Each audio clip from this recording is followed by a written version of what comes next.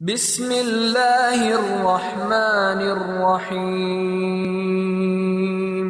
الرحمن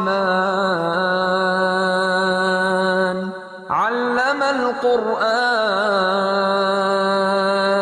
خلق الانسان علمہ البیان۔ البیان ترجمہ قرآن اور مختصر تشریح پر مبنی پروگرام، مقررہ ڈاکٹر فرحت ہاشمی۔ نحمده ونصلی علی رسولہ الکریم، اما بعد فاعوذ باللہ من الشیطان الرجیم، بسم اللہ الرحمن الرحیم، رب اشرح لی صدری ویسر لی امری واحلل عقدۃ من لسانی یفقہوا قولی۔ السلام علیکم ناظرین، پروگرام البیان کے 14ویں ایپیسوڈ کے ساتھ آپ کی خدمت میں حاضر ہوں۔ آج ہم سورۃ البقرہ کی آیات 83 سے 86 تک کا مطالعہ کریں گے۔ آئیے آج کی آیات کی تلاوت سنتے ہیں۔ اعوذ باللہ من الشیطان الرجیم، بسم اللہ الرحمن الرحیم۔ بالوالدین احسانا، اور والدین کے ساتھ احسان کرنا یعنی اچھا سلوک کرنا۔ والدین کے ساتھ اچھے سلوک کی تعلیم ہر پیغمبر نے دی، کیونکہ انسانوں میں سب سے بڑا احسان والدین ہی اپنی اولاد پر کرتے ہیں کہ وہ بے لوث اور بغیر کسی غرض اور لالچ کے اپنی اولاد کو جنم دیتے ہیں، پالتے ہیں، ان کی ساری ضروریات پوری کرتے ہیں، خود بھوکے رہ کر ان کو کھلاتے ہیں، خود تکلیف اٹھا کر ان کے لیے آرام کا بندوبست کرتے ہیں۔ تو اس لیے اللہ سبحانہ وتعالیٰ نے والدین کے حق کی بات کی۔ اور والدین کے ساتھ احسان کیا ہے؟ احسان کہتے ہیں اچھے برتاؤ کو صرف اس وقت نہیں جب کوئی ہمارے ساتھ اچھا کر رہا ہو، اس وقت بھی جب دوسرا وہ کرنے کے قابل نہ رہے جو ہم اس سے ایکسپیکٹ کرتے ہیں۔ مثلا بچے اپنے ماں باپ سے ہر دور میں اچھا سلوک چاہتے ہیں، لیکن جب ماں باپ بوڑھے ہو جاتے ہیں تو اس وقت ان کے لیے اولاد کی بہت سی فرمائشیں پوری کرنا ممکن نہیں ہوتا، بلکہ بعض اوقات وہ خود اولاد پر ڈیپینڈنٹ ہو جاتے ہیں۔ ایسے میں بچے ان سے گھبرانے لگتے ہیں اور چھوٹی چھوٹی باتوں پر کمپلینٹ کرتے ہیں بعض اوقات، یا کچھ چیزوں کو عذر بہانہ بنا کر اپنے آپ کو مطمئن کر لیتے ہیں کہ اگر ہم ماں باپ کا خیال نہیں رکھتے تو انہوں نے بھی ہمارے ساتھ اچھا نہیں کیا۔ لیکن بات یہ ہے کہ والدین کے ساتھ مقابلہ نہیں کیا جا سکتا۔ اللہ سبحانہ وتعالیٰ کا یہ حکم ہے کہ ان کے ساتھ ہر حال میں اچھا کرنا ہے، اور یہاں تک کہا گیا کہ وَلَا تَقُلْ لَهُمَا اُفٍّ وَلَا تَنْهَرْهُمَا، کہ والدین جب بڑے ہو جائیں تو ان کو اف تک نہ کہو اور ان سے ڈانٹ کے بات نہ کرو، اونچی آواز سے بات نہ کرو۔ ادب، احترام اور ان کی ضروریات کا خیال اور ان کے ساتھ ہر طریقے سے اچھا معاملہ ہر نبی کی تعلیم کا حصہ رہا ہے۔ وَذِي الْقُرْبَى، والدین کے بعد قرابت دار، رشتہ دار، قریبی رشتہ دار۔ جو رشتہ جتنا قریبی ہے اتنا ہی اس کا حق ہے۔ والیتامی، اور یتیم، والمساکین، اور مسکین، یعنی سوسائٹی کے کمزور جن کی طرف عموماً لوگوں کا خیال نہیں جاتا، ان کے ساتھ اچھا سلوک۔ وقولوا للناس حسنا، اور لوگوں کے ساتھ اچھی طرح بات کرنا، اچھی باتیں کرنا۔ انسان کی گفتگو اس کی شخصیت کا آئینہ ہوتی ہے۔ جو کچھ انسان سوچتا ہے، جو اس کے دل میں ہوتا ہے، وہ کسی نہ کسی طرح زبان پر آ ہی جاتا ہے۔ آپ نے دیکھا ہوگا کہ جب آپ خوش ہوتے ہیں تو آپ کی باتوں میں بھی خوشی ٹپکتی ہے۔ جب آپ غضبناک ہوتے ہیں تو کوئی غیر متعلقہ شخص بھی آپ سے کوئی بات کر لے تو آپ اس پر بھی غضب انڈیلنے لگتے ہیں، حالانکہ اس کا کوئی قصور نہیں ہوتا۔ تو یہ انسان کی نیچر ہے کہ جو اس کے اندر ہوگا وہی باہر آئے گا۔ یہاں کہا یہ جا رہا ہے کہ لوگوں کے ساتھ اچھی طرح بات کرنا، نرمی کے ساتھ، اچھے انداز میں، دوسرے کے حالات کو سمجھتے ہوئے، کوئی اپنے سے بڑا ہو یا برابر کا ہو یا چھوٹا ہو، یتیم ہو یا مسکین ہو، والدین ہو یا رشتہ دار ہوں، کوئی بھی ہو، سب کے ساتھ کلام میں نرمی اختیار کرنا۔ کیونکہ اکثر انسانی تعلقات کی خرابی، لڑائی جھگڑے، فتنے فساد بے احتیاطی کی گفتگو سے ہی شروع ہوتے ہیں، بعض اوقات بات کچھ بڑی نہیں ہوتی لیکن کہنے والا اس کو ایسے انداز میں کہتا ہے یا وہ بات کر جاتا ہے کہ جس سے معاملہ خراب ہو کر رہ جاتا ہے۔ ایک حدیث سے بھی ہمیں پتہ چلتا ہے کہ ایک انسان ساری زندگی اچھے اچھے کام کرتا ہے لیکن بعض اوقات بے خیالی میں وہ ایسی بات زبان سے نکالتا ہے کہ اس کی وجہ سے وہ آگ کی گہرائیوں میں جا گرتا ہے۔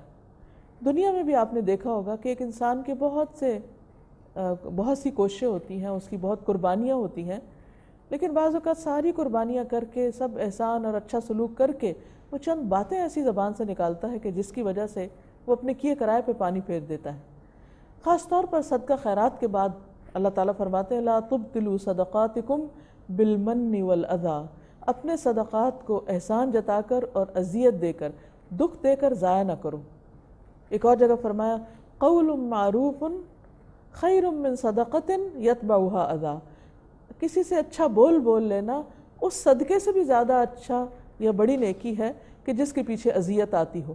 ایک حدیث میں آتا ہے الکلمۃ الطیبۃ صدقہ، اچھی بات کرنا بھی صدقہ ہے۔ تو انسان ہمیشہ دوسروں کے ساتھ نرمی کی بات کرے، دل جوئی کی بات کرے، ان کی ہمت بڑھائے۔ اور پھر فرمایا وَأَقِيمُوا الصَّلَاةَ، نماز قائم کرنا، وَآتُوا الزَّكَاةَ، اور زکوٰۃ ادا کرنا۔ یہاں پر آپ دیکھ رہے ہیں کہ اللہ سبحانہ وتعالیٰ اپنے حق کے بعد والدین اور انسانوں کے حقوق بتاتے ہیں اور پھر سب کے ساتھ اچھی بات کرنے کا حکم دینے کے بعد نماز اور زکوٰۃ کی بات کرتے ہیں۔ ہم جب دین میں آتے ہیں یا اپنے دینی مظاہر کا اظہار کرنا چاہتے ہیں تو بعض اوقات ہم صرف نماز، روزہ یا حج، زکوٰۃ کی پابندی کو ہی کافی سمجھتے ہیں، جبکہ اچھا اخلاق بھی دین کا حصہ ہے، بلکہ حسن اخلاق میزان میں سب سے بھاری نیکی ہے۔ قیامت کے دن انسان اگر دوسروں کے ساتھ زیادتی کر کے آئے گا اور اس کے ساتھ اس کی نماز روزہ وغیرہ ہوں گے تو وہ نماز روزہ جو ہے وہ اس کی ان کمیوں کو پورا کرے گا جو اس نے دوسروں کے ساتھ بے احتیاطی سے گفتگو وغیرہ کی ہوگی۔ تو اس لیے بہت محتاط رویے کی ضرورت ہے۔ فرمایا ثم تولیتم، پھر تم نے منہ پھیر لیا، الا قلیلا منکم، مگر بہت تھوڑے تم میں سے اپنے عہد پر قائم رہے، وانتم معرضون، اور تم ہو ہی اعراض برتنے والے، بے رخی برتنے والے، اللہ کے احکامات سے منہ موڑنے والے۔ ایک اور چیز جو اس آیت سے پتہ چلتی ہے وہ یہ کہ دین میں حقوق اللہ اور حقوق العباد دونوں ہی اہم ہیں۔ ہم بعض اوقات اچھے اخلاق کا مظاہرہ کرتے ہیں لیکن اللہ کے حقوق بھول جاتے ہیں۔ بعض اوقات ہم مسجد میں بیٹھنے کو تو عبادت سمجھتے ہیں لیکن لوگوں کے حقوق ادا کرنے کی پرواہ نہیں کرتے۔ تو ان دونوں ایکسٹریمز سے بچنا چاہیے اور ایک معتدل زندگی بسر کرنی چاہیے۔ پھر بنی اسرائیل کے کچھ اور رویوں کا ذکر ہے۔ فرمایا وَإِذْ أَخَذْنَا مِيثَاقَكُمْ لَا تَسْفِكُونَ دِمَاءَكُمْ، اور جب ہم نے تم سے پکا وعدہ لیا تھا کہ اپنے خون نہ بہانا، آپس میں ایک دوسرے کو قتل نہ کرنا، کیونکہ ایک مومن کا قتل ساری دنیا کے زوال سے زیادہ بھاری چیز ہے۔ انسان کا انسان پر حق ہے، ہر انسان کو جینے کا حق ہے، اور مومن کا مومن پر حق کیا ہے کہ اس کے ہاتھ اور زبان سے دوسرے مومن محفوظ رہیں۔ یہی اسلام کی پہچان ہے، اور یہ صرف ہمارے دین میں نہیں، پہلی امتوں کو بھی یہی سبق دیا گیا تھا۔ تو بنی اسرائیل سے اللہ تعالیٰ نے وعدہ لیا تھا کہ وہ قتل نہیں کریں گے اپنوں کو، اور اپنوں کو جلا وطن نہیں کرنا، ان کو گھروں سے نہیں نکالنا۔ تو تم سب نے اقرار کر لیا کہ ہاں بالکل ٹھیک ہے، ہم اپنے لوگوں کا خیال رکھیں گے۔ فرمایا وَأَنْتُمْ تَشْهَدُونَ، اور تم اپنی اس بات پر خود گواہ ہو کہ تم یہ وعدہ کر چکے ہو، لیکن پھر اس وعدے کا تم نے کیا کیا؟ ثُمَّ أَنْتُمْ هَؤُلَاءِ تَقْتُلُونَ أَنفُسَكُمْ، پھر تم وہ لوگ ہو جو اپنوں ہی کو قتل کرتے ہو۔ آج ہمارا کیا حال ہے؟ ہم بھی اللہ کو مانتے، رسول کو مانتے، آخرت کو مانتے، قرآن کو مانتے، خود کو مسلمان کہتے ہیں، اور پھر اپنے ہی بہن بھائیوں کو قتل کرتے ہیں۔ اور اب تو مشکل یہ ہے کہ بچوں تک کو بھی نہیں چھوڑتے۔ یہ کہاں کا اسلام ہے؟ کہاں کا دین ہے؟ اس کا کہاں جواز ملتا ہے؟ تو فرمایا کہ تم وہ لوگ ہو جو اپنوں ہی کو قتل کر ڈالتے ہو، اس قدر بے حس سنگ دل۔ وَتُخْرِجُونَ فَرِيقًا مِّنكُم مِّن دِيَارِهِمْ، اور ایک گروہ کو ان کے گھروں سے نکال دیتے ہو، گھروں بے گھر کر دیتے ہو۔ تَظَاهَرُونَ عَلَيْهِمْ بِالْإِثْمِ وَالْعُدْوَانِ، اور اپنوں کے خلاف دوسروں کے ساتھ مل کر اپنوں پہ زیادتی کرتے ہو۔ اصل یہاں پر تھوڑی سی ایک تاریخی چیز کو بھی سمجھنے کی ضرورت ہے۔ نبی صلی اللہ علیہ وسلم جب مدینہ تشریف لائے تو وہاں پر 3 گروہ تھے۔ یعنی یہود کے، بنی اسرائیل کے، بنو نذیر، بنو قینقاع اور بنو قریظہ، اور دوسری طرف جو وہاں کے لوکلز تھے، جو مشرک تھے، جو بعد میں مسلمان ہوئے، تو ان کے دو بڑے قبائل تھے، اوس اور خزرج۔ تو ان میں سے دو قبیلے بنو نذیر اور بنو قریظہ جو تھے یہ اوس کے حلیف تھے، جبکہ بنو قینقاع جو تھے وہ خزرج کے حلیف تھے۔ اب ہوتا یہ تھا کہ جب اوس اور خزرج میں باہم لڑائیاں ہوتی، جیسے نبی صلی اللہ علیہ وسلم کی ہجرت سے تقریباً 5 سال پہلے جنگ بعاث ہوئی، جس میں بہت زیادہ قتل و غارت ہوئی، تو اس میں اوس اور خزرج آپس میں لڑ رہے تھے، اور یہود کے قبائل جو ان کے حلیف تھے ان کے ساتھ جب شامل ہوئے تو وہ بھی آپس میں لڑنے لگے۔ تو گویا ایک مسلمان کا قتل دوسرے مسلمان کے ہاتھوں ہونے لگا، اس بنا پر کہ انہوں نے معاہدے کر رکھے تھے وہاں کے لوگوں سے۔ اب کیا ہوا کہ اللہ سبحانہ وتعالیٰ فرماتے ہیں کہ تمہیں تو کہا گیا تھا کہ تم ایسا نہیں کرو گے، لیکن اس طریقے پر تم نے اپنوں ہی کے پھر خون بہا دیے، تو تم نے عہد کی خلاف ورزی کی اور اپنوں ہی کو قتل کر ڈالا اور جلا وطن کر ڈالا۔ لیکن دوسری طرف کیا کیا؟ وَإِن يَأْتُوكُمْ أُسَارَىٰ تُفَادُوهُمْ، جب وہ تمہارے پاس قید ہو کر آتے ہیں تو تم فدیہ دے کے ان کو چھڑا بھی لیتے ہو۔ یعنی ان جنگوں میں جب ایک دوسرے کے ہاتھوں وہ پکڑے جاتے تھے تو پھر چندے کا اعلان کرتے اور پیسے جمع کر کے اپنے لوگوں کو چھڑا کے لاتے۔ وَهُوَ مُحَرَّمٌ عَلَيْكُمْ إِخْرَاجُهُمْ، یہ کام تو تم بڑی نیکی کے ساتھ کر رہے ہو، نیکی سمجھ کے کر رہے ہو، جبکہ اول درجے پہ ان کا نکالنا ہی حرام تھا، پہلا کام ہی منع تھا، تو یہ تمہاری دوسری نیکی کہاں سے قبول ہوگی؟ اَفَتُؤْمِنُونَ بِبَعْضِ الْكِتَابِ وَتَكْفُرُونَ بِبَعْضٍ، کیا تم کتاب کے بعض حصے کو مانتے ہو اور بعض کا انکار کرتے ہو؟ یہ کیسا دین ہے؟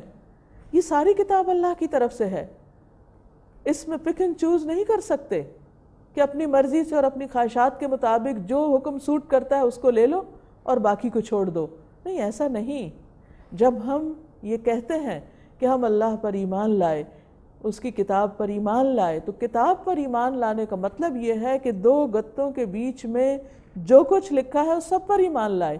یہ نہیں ہو سکتا کہ جو حکم پسند آ جائے وہ لے لیا جائے اور جو حکم مشکل لگے اس کو چھوڑ دیا جائے، یا جہاں پر دنیاوی مفادات ہوں وہاں دین کا نام استعمال کر لیا جائے، اور جہاں پر دنیاوی مفادات کے خلاف کوئی بات جاتی ہو تو اللہ کا حکم پیٹھ پیچھے پھینک کر اپنے من کی مرضی کی جائے۔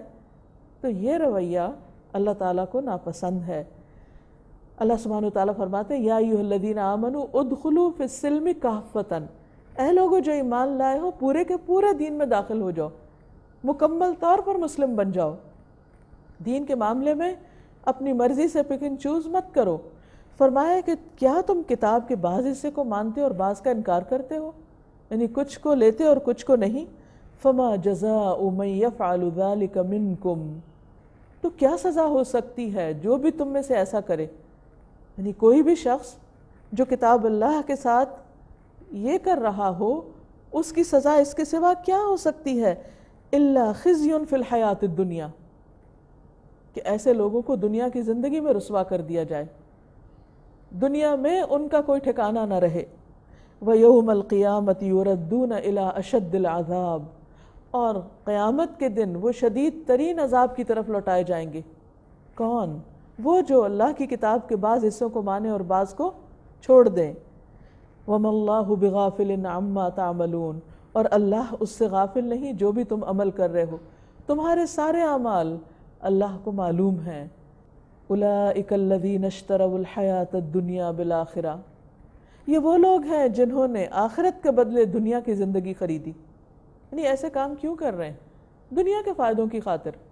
فرمایا فلا یخفف عنہم العذاب، ان سے عذاب ہلکا نہ کیا جائے گا۔